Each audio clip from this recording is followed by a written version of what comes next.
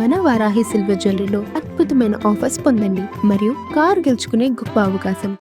AP రాజధానిపై మాజీ CM YS Jagan కొత్త ప్రతిపాదనను తెరపైకి తెచ్చారు.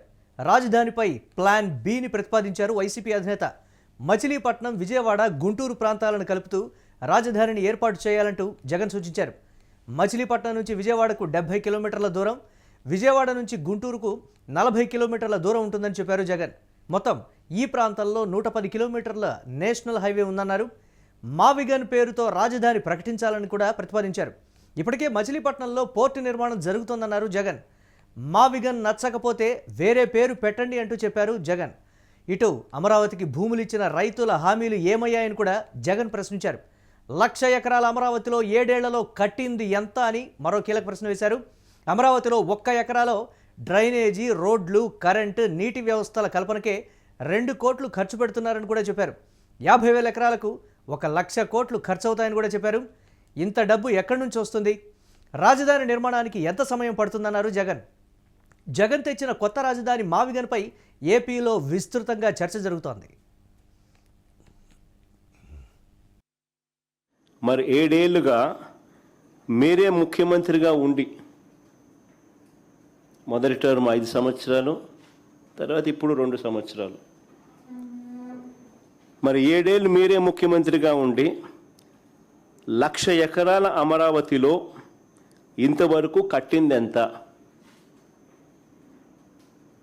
1,00,000 ఎకరాల అమరావతిలో ఈయన 7 ఏళ్ళు ముఖ్యమంత్రిగా ఉంటూ అమరావతి అనేది తన పెట్ ప్రాజెక్ట్ అంటూ తాను నినాదమిస్తూ తాను ఇంతవరకు కట్టింది ఎంత? నిజంగా సెల్ఫ్ ఫైనాన్స్ ప్రాజెక్ట్ అయ్యిందా ఇది? నిజంగా అమరావతి అని సెల్ఫ్ ఫైనాన్సా? ఈయన డబ్బా కొట్టినట్టుగా ఏ దేశం పోతే ఆ దేశం బొమ్మలు ఈయన చూపిస్తాడు. ఏ దేశం ఈయన పోయినా ఆ దేశం బొమ్మలు చూపిస్తాడు. చూపించి అదిగో ఇదే అమరావతి అని అంటాడు. మరి ఎంతవరకు వచ్చిందని అడుగుతా ఉన్నా. ఆ దేశాలు ఇక్కడ ఏమైనా కనపడుతున్నాయా? మేము చాలా ప్రాక్టికల్గా ప్రజల బాగోగుల కోసం, రాష్ట్రానికి మంచి కోసం మేము చేసిన ఆలోచనలు మీకు నచ్చలా. పోనీ మేము ప్లాన్ బి ఇచ్చినాం. మేము చేసిన ప్లాన్ ఏ మీకు నచ్చలా. పోనీ ప్లాన్ బి మేము మీకు ఇచ్చాం కదా. ప్లాన్ బి కింద మేము చెప్పిన ప్లాన్ గురించి ఆలోచించారా? అది లేదు.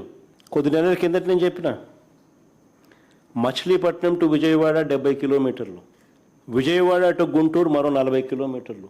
మచిలీపట్నంలో మేము కడతా ఉన్న పోర్టు, మా హయాంలో పోర్టుకు శ్రీకారం చుట్టాం, పనులు మొదలుపెట్టాం, పర్మిషన్లు తెచ్చాం, ల్యాండ్ ఇచ్చాం, ల్యాండ్ కొనుగోలు ఇచ్చినాం, ఫైనాన్షియల్ క్లోజర్ కంప్లీట్ చేసినాం. ఎవరితో ప్రమేయం లేకుండా దానికి డబ్బులు వచ్చేట్టుగా ఏర్పాట్లు చేశాం. ఈరోజు చెన్నై అనేది పోర్ట్ సిటీ, బాంబే అనేది ఈరోజు పోర్ట్ సిటీ. ప్లాన్ బి కింద మేము చెప్పినాం మచిలీపట్నం టు విజయవాడ 70 కిలోమీటర్లు, విజయవాడ టు గుంటూరు మరో 40 కిలోమీటర్లు. మొత్తం ఈ 110 కిలోమీటర్లు నేషనల్ హైవే రోడ్డు ఉంది. ఈ నేషనల్ హైవేకు కాస్త అటు ఇటుగా ఈ మొత్తం క్యాపిటల్ ఏరియా కింద డిక్లేర్ చేయండి. మచిలీపట్నం నుంచి ఎంఏ తీసుకోండి, విజయవాడ నుంచి విఐ తీసుకోండి, గుంటూరు నుంచి GUN తీసుకోండి. మావి గన్ అని పేరు పెట్టండి. మచిలీపట్నం, విజయవాడ, గుంటూరు మావి గన్. సరే, గన్ అంటే బాగుండదు నీకు, అది జగన్ అనేది గుర్తుకొస్తుంది లేననుకుంటే సరే వేరే పేరు పెట్టండి. మొదట తీసుకున్న 50,000 ఎకరాల్లో, వెరీ ఇంపార్టెంట్ ఇది, మొదట తీసుకున్న 50,000 ఎకరాల్లోనే రోడ్లు, కేవలం రోడ్లు, కరెంటు, డ్రైనేజ్ అంటే సీవరేజ్, వాటర్,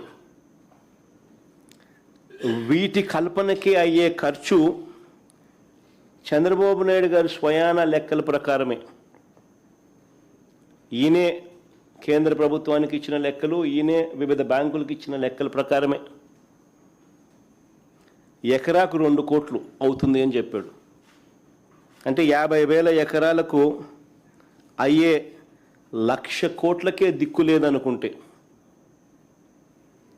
1,00,000 కోట్లకే దిక్కు లేదనుకుంటే ఇప్పుడు సడన్గా మరో 50,000 ఎకరాలు దీనికి అదనంగా అయ్యే ఖర్చు, దీనికి సడన్గా అదనంగా మరో 50,000 ఎకరాలు యాడ్ చేస్తున్నాడు ఇంతకుముందున్న 50,000 ఎకరాలు. దానికయ్యే మళ్ళీ అదనంగా మరో 1,00,000 కోట్ల రూపాయలు. ఇలా అమరావతిని ఎందుకు పెంచాల్సి వస్తూ ఉంది, ఎందుకు పెంచుకుంటూ పోతున్నారు? ఆ డబ్బులు ఎలా వస్తాయి అంటే 1,00,000 ఎకరాల్లో, ఆ 1,00,000 ఎకరాల్లో కేవలం రోడ్లు వేయడానికి, కేవలం కరెంట్ ఇవ్వడానికి, కేవలం సివరేజ్ వ్యవస్థ క్రియేట్ చేయడం కోసం, కేవలం నీటి వ్యవస్థ క్రియేట్ చేయడం కోసం, బేసిక్ ఇన్ఫ్రాస్ట్రక్చర్ క్రియేట్ చేయడం కోసం ఈ 1,00,000 ఎకరాలలో 2,00,000 కోట్లు కావాలి అని వీళ్ళు చెప్పిన లెక్కల ప్రకారమే. మరి ఈ డబ్బులు ఎలా వస్తాయి? ఎన్ని సంవత్సరాలు పడుతుంది? ఎన్ని దశాబ్దాలు పడుతుంది? ఈ దశాబ్దాలు పట్టే ఈ సమయంలో, ఇన్నిన్ని సంవత్సరాలు పట్టే ఈ సమయంలో ఈ 2,00,000 కోట్లు ఇంకా ఎంతగా పెరిగిపోతూ పోతుంది?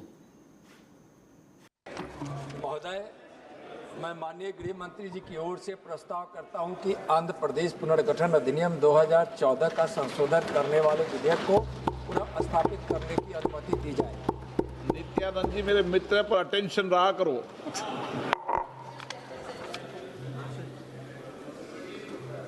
प्रश्न ये कि विधेयक को पुनर्स्थापित करने की अनुमति प्रदान की जाए। जो सदस्य इसके पक्ष में हाँ कहें, जो सदस्य विरोध में ना कहें।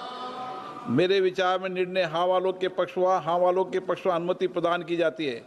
माननीय मंत्री जी, अब विधेयक पुनर्स्थापित करें। माननीय अध्यक्ष महोदय, मैं विधेयक पुनर्स्थापित करता हूँ।